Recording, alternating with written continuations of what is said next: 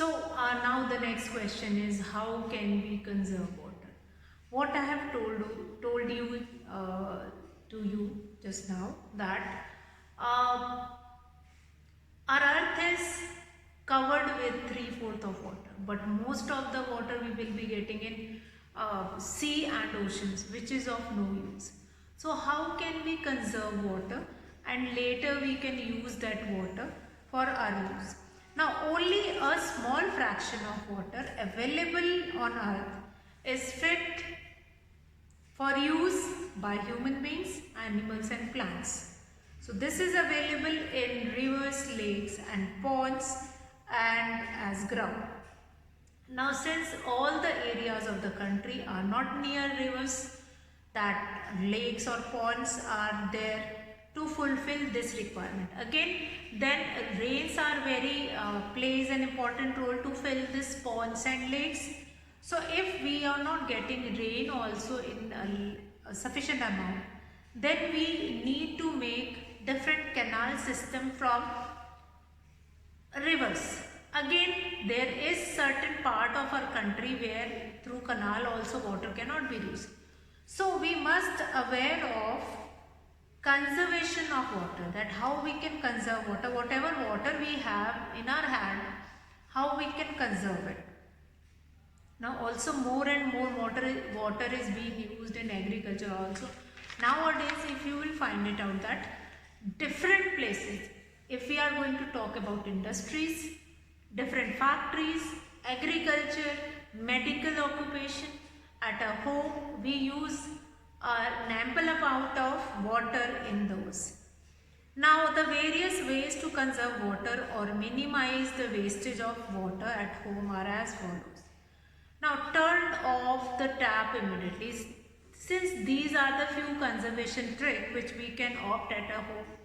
Along with that, we are going to do certain more steps that how we can conserve water. Now number one is turn off the tap immediately after use. Get the leaking tap repaired immediately. Take bath by filling up water in a bucket and not directly from the flowing tap. Wash the utensils by filling water in basin and not under the running tap. Use the water from washing rice, vegetable or fruits for watering the plants at home.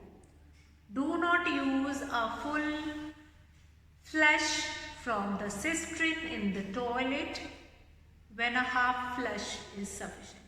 So there are certain points by which you can conserve water at your home. So now water is precious, that we all are aware, always we were talking about it, water is precious, we use it wisely. So along with that, all these steps which we can opt at a home, that is one thing. Along with that we can do many more things like rainwater harvesting, we can do it. Now rainwater harvesting, there are certain steps which we can opt for conserving water. One of this is rainwater harvesting. Rainwater harvesting. What do we mean by harvesting? Harvesting means when we do harvest. Harvesting we will be opt for agriculture only, that when we have a crop in our field, we harvest that crop. So similarly is there with the rainwater also. Now rainwater which is which is coming from atmosphere, from nature, and it is of no cost, that we will be storing and utilizing later, means harvesting it. Now what do you mean by, what is the literal meaning or the definition of rainwater harvesting is, that is the activity of collecting rainwater directly and store it in big tanks for later use, or making the rainwater percolate into ground more efficiently to recharge the ground, is called rainwater harvesting. Thus, there are two main techniques of rainwater harvesting. So remember the definition carefully: the activity of collecting rainwater directly and store it in big tanks for later use, or making the rainwater percolate into ground more efficiently to recharge the groundwater is called rainwater harvesting.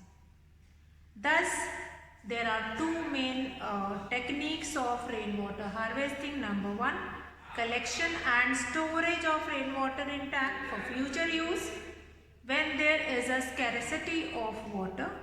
Number two, to make rainwater percolate into ground more efficiently by constructing percolation pits and recharge wells so as to recharge or replenish groundwater. So there are certain techniques. One of the technique is that you will have a huge space where you can collect that rainwater, and that will be stored in a tank which can be utilized for later use. Now what happened in metro cities, they have huge areas over the building where the water will be collected, and through pipes that water will goes into underground tanks.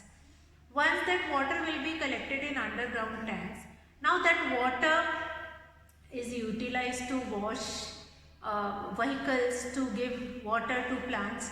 Actually, in coastal areas, it rains heavily for longer period of time, like 3-4 months they keep, or they have good rains.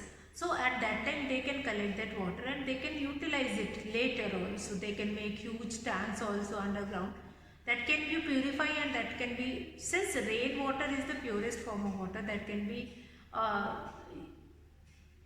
clean, and then it will be used in for further purposes, like it can be given to household, it will be useful for household purposes. Now actually all these rainwater harvesting, or few of the things will be there that will be very important for the places or in urban cities. In rural areas, today also they will be utilizing that underground water only. So they have an open areas also. They have a lot of open areas which is used as percolation one. Percolation pit, they will be used it. So huge areas, they will be knowing it.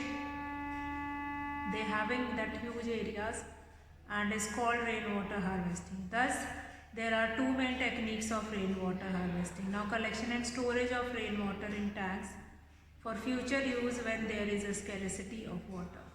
So what we can do, it is most of the rainwater which falls in cities flows into dirty water drains and goes away. So rainwater harvesting is necessary in city areas. Rainwater harvesting by making more water percolate into ground is usually done in those areas of a city where tube wells for supplying water are located. Now this is to make sure that tube wells will never go dry. So in rural areas they will be using that rainwater harvesting only to get into. They'll be using that underground water only, and they allow, since we have many huge areas, which are open areas in villages, which allow to percolate that water into the ground. So rooftop rainwater harvesting and rainwater harvesting from open spaces around building. These are the two methods of rainwater harvesting. First is, rainwater harvesting itself can be done in two ways. Now next we will be discussing that only, that rainwater harvesting, what is this. So first of all, important point, that is rainwater harvesting is an activity which collecting rainwater directly and store it into big tanks for later use, or making the rainwater percolate into ground. Now more efficiently to recharge the groundwater is called rainwater harvesting. Now rainwater harvesting can be done in two ways that we will be discussing in the next class, and we'll find it out that yes, these are the certain methods which help to increase the method, or that will be useful to get into. So now children, okay, so next we are going to discussing with the two ways of rainwater harvesting. So let's see what are the two ways of rainwater harvesting. So rainwater harvesting, there are two ways in which we can do this rainwater harvesting. One is rooftop rainwater harvesting. Number one is rooftop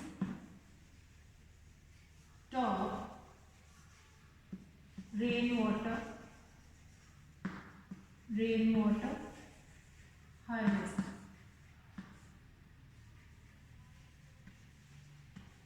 Rooftop rainwater harvesting.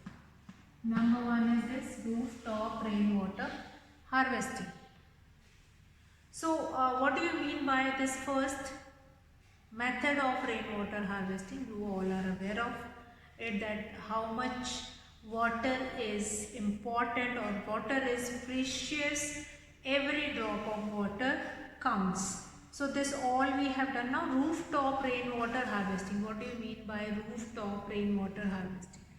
Rooftop means top or roof of a house that can be utilized as a collector of water, and through pipe it goes into underground tanks. Further, a pipe can be extended to percolation pits also, that how that water will be passed to a percolation pit also. Now rooftop rainwater harvesting can be done for two purposes. First, collecting rainwater falling on roof and storing it in big tanks for later use, or collecting rainwater falling on roof and making it percolate into ground to recharge groundwater. So for two things we can use this rooftop rainwater harvesting. Now the number one is rooftop means on a terrace of a house the water is collected, and the water which is collected at the roof, that will be allowed to percolate into percolation pit, means that can be absorbed into percolation pit. Now if the water is absorbed by percolation pit, then how it will work, like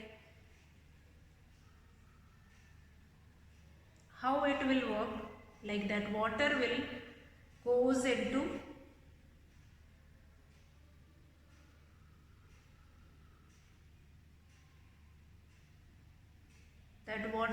goes into this into underground and recharge the groundwater. And or other thing is, you can make underground tank, water will be stored there, and then that water will be utilized later. Now the water may contain soil particles. Now if we left that water in underground tanks, that soil particles or whatever impurities it contains, that will settle down, and then that can be utilized. Or that water goes into percolation pit, that will be increasing the fertility of the water. Now number two is what? That rainwater harvesting from open space around building. Rainwater harvesting from open spaces around building. Now in urban areas, basically you will find huge buildings. Now these huge buildings, they have lot many open areas in their surrounding. So what they do it is, they find it out, like they have different places in their open areas around the buildings. So the water can be collected over there, and that water will allow to collect on one place, and then that will be allowed to percolate inside the percolation pit, or it goes into underground tanks, and from underground tanks it will goes into inside the ground. Now the main purpose of rainwater harvesting. So the first one is rooftop rainwater harvesting, then rainwater harvesting from rain. This one is second one, rainwater harvesting from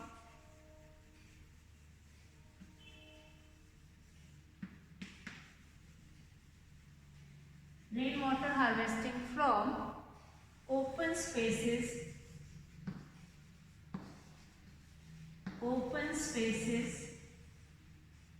around buildings. Open spaces around buildings. So around buildings you have lot many open spaces, and that open spaces will be used to collect that water from that particular places, and then that will be allowed to percolate inside the ground. Okay, now what is the main purpose of rainwater harvesting is not to hold rainwater on the surface of earth, but to make rainwater percolate under the ground more efficiently so as to recharge or replenish groundwater. So the groundwater can then be taken out through tube wells, and when they require, the advantage of rainwater harvesting is that it increases the availability of groundwater. Groundwater, actually when this water which we collected from rooftop rainwater harvesting or from rainwater harvesting from open spaces around building, it will goes into under the ground, add on into water table, and that will increase that water table. Increase that water table will rise up, and then after the water table rise up, it will goes into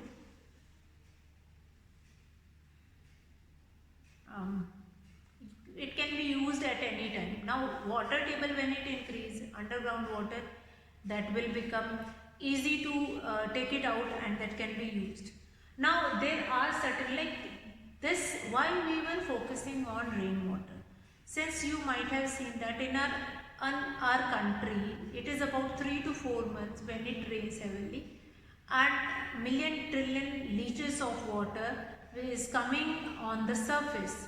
Now if the water goes into river, ponds or lakes, that smaller areas, like in rural areas we have open lands, we have open ponds also, wells also, where the water can be collected.